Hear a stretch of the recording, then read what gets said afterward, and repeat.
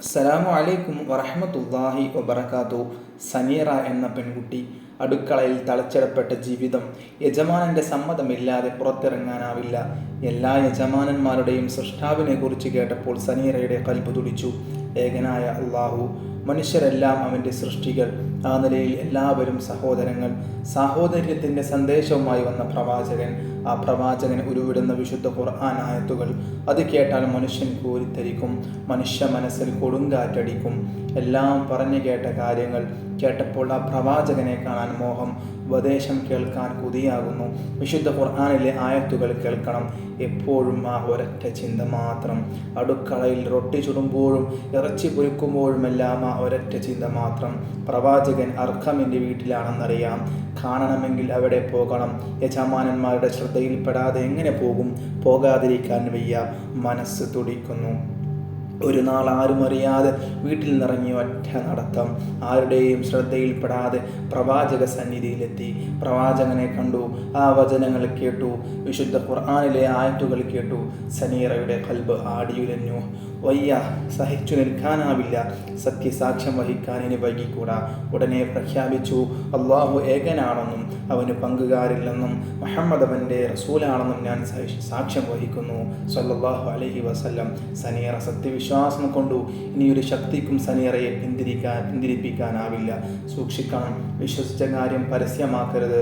സമ്മതിച്ചു. തിരിച്ചു പോന്നു. ആരും കണ്ടില്ല, പിടിക്കപ്പെട്ടില്ല. പതിവ് പോലെ ജോലികൾ തുടർന്നു. ദിവസങ്ങൾ കഴിഞ്ഞപ്പോൾ വീണ്ടും മോഹം. പ്രവാചക സന്നിധിയിൽ പറന്നെത്തണം. സഹിക്കുന്നില്ല. ആയത്തുകൾ കേൾക്കണം. തൗഹീദിൻ്റെ മഹാശക്തി തന്നെ നയിക്കുന്നു. വീട്ടിൽ നിന്നിറങ്ങി വഴിയിൽ നോക്കി. ഒരാൾക്കും സംശയം നൽകാതെ നടന്നു. പ്രവാചക സന്നിധിയിലെത്തി. പറഞ്ഞറിയിക്കാനാവാത്ത ആഹ്ലാദം.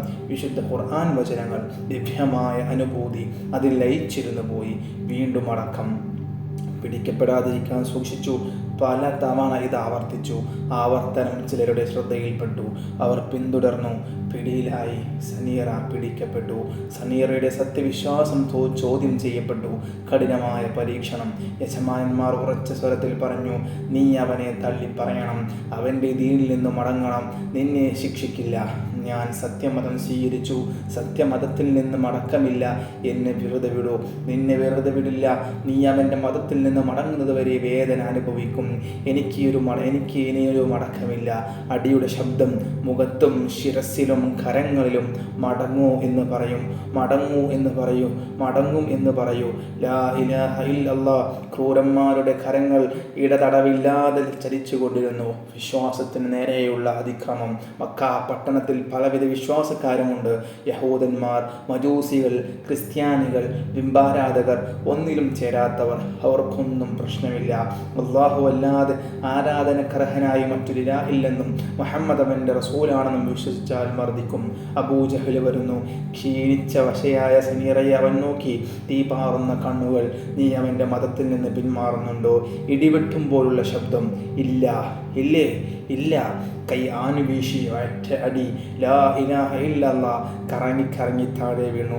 വിരലുകൾ കണ്ണിൽ പതിഞ്ഞു. ഇരുട്ട്. കണ്ണിൻ്റെ കാഴ്ച നഷ്ടപ്പെട്ടുവെന്ന് സനീറയ്ക്ക് തോന്നി. അല്ലാഹ്, അല്ലാഹ്.